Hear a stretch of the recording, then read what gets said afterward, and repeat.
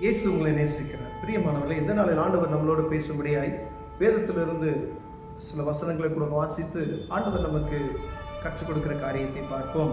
ஆண்டவர் நம்மளோடு இடைபடுகிற காரியத்தை பார்ப்போம். அது மார்க்கு சுவிசேஷ புஸ்தகம் 10வது அதிகாரம் 6வது வசனம் முதல் 12வது வசனம் வரைக்கும் ஒரு ஆண்டவர் அருமையான ஒரு காரியத்தை எழுதி வைத்திருக்கிறதை நாம் பார்க்க முடிகிறது. பிரியமானவர்களே, ஆகிலும் ஆதியிலே மனுஷரை சிருஷ்டித்த தேவன் அவர்களை ஆணும் பெண்ணுமாக உண்டாக்கினார். இது நிமித்தம் புருஷனானவன் தன் தகப்பனையும் தாயையும் விட்டு தன் மனைவியோடு இசைந்திருப்பான், அவர்கள் இருவரும் ஒரே மாம்சமாய் இருப்பார்கள். இவ்விதமாய் அவர்கள் இருவராயிராமல் ஒரே மாம்சமாய் இருக்கிறார்கள். ஆகையால் தேவன் இணைத்ததை மனுஷன் பிரிக்காதிருக்க கடவன் என்றார். பின்பு வீட்டிலே அவருடைய சீசர்கள் அந்த காரியத்தை குறித்து மறுபடியும் அவரிடத்தில் விசாரித்தார்கள். மேல சொல்லப்பட்ட வசனங்கள் நம்ம திருமணம் செய்து கொடுக்கும் பொழுது இந்த காரியத்தை சொல்லுவோம், மனிதன் இணைத்ததை பிரிக்காதிருக்க கடவன் சொல்லி ஃபாதர் போதகர்கள் நமக்கு அந்த உறுதிமொழியை பெற்றுக்கொள்கிறதை நாம் பார்க்கிறோம். பிரியமான, ஆனால் இதன் உள் அர்த்தங்களை அந்த திருமண பெண்ணும் திருமண மணமகனும் அறிந்திருக்க வேண்டிய ஒரு காரியத்தில் இருக்கிறோம். ஒருவேளை நான் கிறிஸ்தவனாய் இருக்கிறேன், திருமண காரியத்தில் ஆண்டு இந்த வார்த்தை சொல்லப்படுகிற அந்த காரியத்தை என் இருதயத்தில் ஆழத்தில் நான் பதித்திருக்கிறேனா என்று பார்க்கும்படிய ஆண்டவர் ஒவ்வொரு சகோதரியும் சகோதரனோடும் பேசிக்கொண்டிருக்கிறார். திருமணம் ஆனவர்களோடும் ஆண்டவர் பேசிக்கொண்டிருக்கிறார். ஏன்னா இந்த நாட்கள்ல குடும்பத்திற்குள்ள காணப்படுகிற சமாதான குறைச்சல், கணவன் மனைவிக்குள்ள காணப்படுகிற சமாதானமற்ற சூழ்நிலைகள், ஏதோ ஒரு காரியத்தின் நிமித்தமாய் திருமணம் ஆன அன்னையிலிருந்தே ஒரு சிலருக்கு சமாதானமற்ற ஒரு சூழ்நிலை, ஒரு 10 வருடம் ஆன பின்புக்கு சமாதானமற்ற ஒரு சூழ்நிலை, 25 வருடம் ஆன பின்பதுக்கு ஒரு சமாதானமற்ற சூழ்நிலை. ஒருவேளை ஒருத்தருக்கு மனம் பிடித்திருக்க, ஒருத்தருக்கு கணவன் அப்பா சொன்னது நிமித்தம் அம்மா சொன்னது நிமித்தமாய் திருமணம் செய்து கொண்டு அதற்கு பின்பதாய் ஒருவருக்கு ஒருவர் அது முறைத்துக் கொள்கிற காரியங்கள் உண்டு. ஆனா வேதம் சொல்கிறது, ஆகிலும் ஆதியிலே மனுஷரை சிருஷ்டித்த தேவன் அவர்களை ஆணும் பெண்ணுமாக சிருஷ்டித்தார். ஒரு கணவன் மனைவிக்கு, ஒரு கணவனுக்கு ஆண்டவர் அந்த மனைவியை அவனுடைய விழா எலும்பிலிருந்து உருவி ஒரு மனுஷியை செய்தார் என்பதை நாம் ஆதி ஆகமத்தில் வாசிக்கிறோம். பிரியமானவர்களே, ஒவ்வொரு கணவன் மனைவிக்கு, ஒரு கணவனுக்கு ஒரு மனைவி இருக்கிறார் என்றால் அது ஆண்டவரே உருவாக்கி வைத்திருக்கிறார் என்பதை நாம் முதல்ல அறிந்து கொள்ளணும். உங்களுடைய விழா எலும்பு உங்கள் மனைவி என்பதை நீங்கள் முதல்ல மறந்தவே கூடாது. உங்க விழால இருக்கக்கூடிய எலும்பானவன் தான் உங்க மனைவி. அப்ப உங்க மனைவியை எப்படி நேசிக்கணும் அப்படின்னு சொல்லி வேதம் நமக்கு அருமையாய் கற்றுக்கொண்டு இருக்கிறது. பிரியா, அவர்கள் இருவரும் ஒரே மாம்சமாய் இருப்பார்கள். இந்த திருமணத்தின் நிமித்தமாய், இது நிமித்தமாய் புருஷனானவன் தன் தகப்பனையும் தாயை விட்டு தன் மனைவியோட இசைந்து, அநேக நேரங்கள்ல தகப்பனையும் தாயை விட்டு மனைவியோட இசைந்திருப்பான். அப்ப தகப்பனும் முக்கியம். உன் தகப்பனையும் தாயையும் கனம் பண்ணுவாயாக என்று ஆண்டவர் சொல்லி இருக்கிறார். நீங்க திருமணம் ஆன பின்பு உங்க மனைவிக்கு செய்ய வேண்டிய கடமைகளை ஒரு நாள் ஒரு குறைவு உண்டாக, அப்ப அவங்களுக்கு செய்ய வேண்டிய காரியத்தில் சரியா செய்யணும்.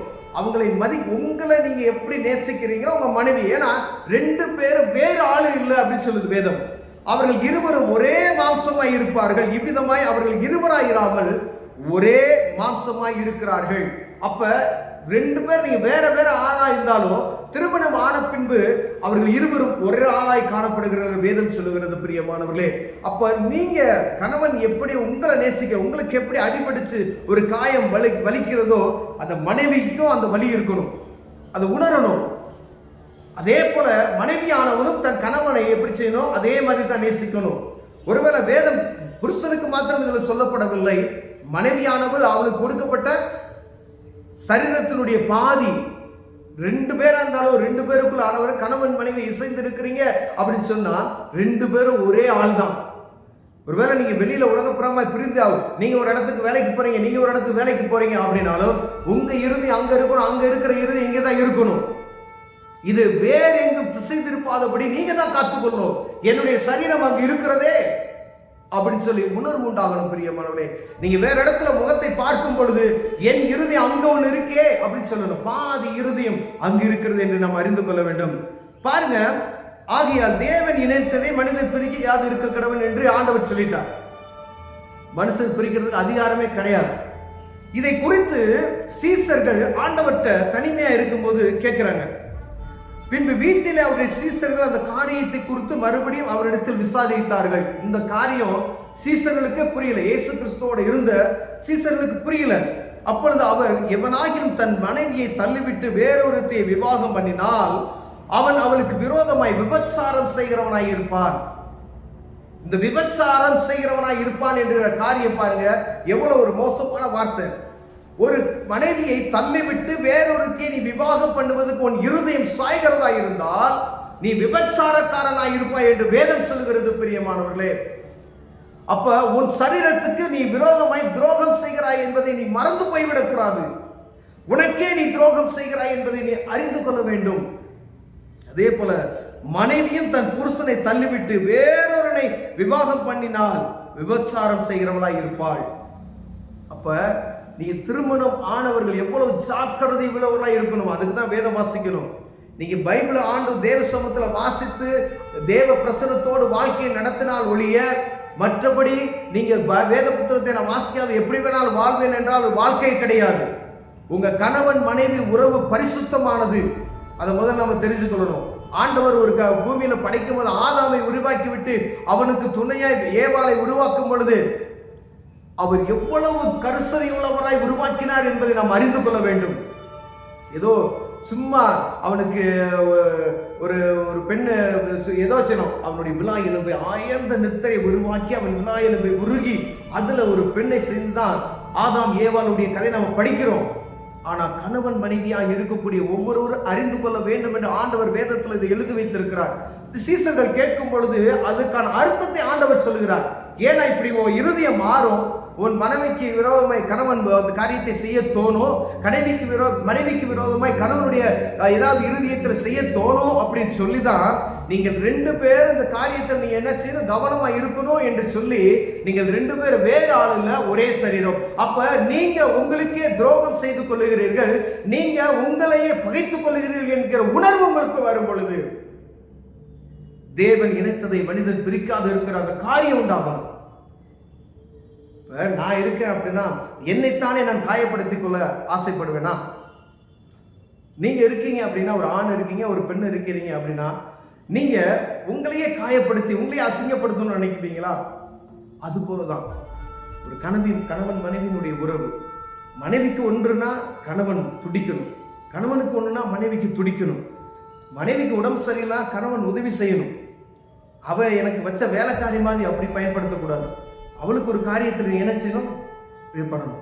அதே மாதிரி மனைவி கணவனுக்கு ஒரு காரியம் எல்லா விதத்திலையும் அவனுக்கு என்ன செய்யணும், ஆதரவாக இருக்கணும் பிரியமானவர்களே. ஏன்னா உங்க சரீரம், உங்க கணவனுக்கு ஒரு பாதிப்பு இருக்கும் பொழுது இந்த பாதி சரீரம் அதனுடைய அவயங்களோடு சேர்ந்து பாடுபட வேண்டும் அல்லவா? ஒரே சரீரம் கை வலி அப்படின்னு அத்தனை அவயம் என்ன செய்து பாடுபடுகிறது. அது அந்த தனி சாப்டர். ஆனா ஆண்டவர் 2 பேர்ல நீங்க ஒருவராக இருக்கிறீங்கன்னு சொன்னது நிமித்தம் ஆண்டவர் நமக்கு கற்றுக் கொடுக்கிற அந்த காரியம் என்னன்னா, நீங்க கணவனுக்கு உதவி செய்யணும். மனைவி சோர்வா இருந்தா மனைவிக்கு உதவி செய்யணும். ஒரு நேரம் பாத்திரம் கழுவி கொடுத்தா நீங்க சோர்ந்து குறைந்து போய் விட மாட்டீங்க. துணி துவச்சிங்கன்னா குறைந்து போய் விட மாட்டீங்க. சாப்பாடு செஞ்சீங்கன்னா குறைந்து போய் விட மாட்டீங்க. மனைவிக்கு கால் அமைக்க விட்டீங்கன்னா குறைஞ்சு போய் விட. ஏன்? உங்க சரீரம், உங்க சரீரத்துக்கு தான் நீங்க உதவி செய்யறீங்க.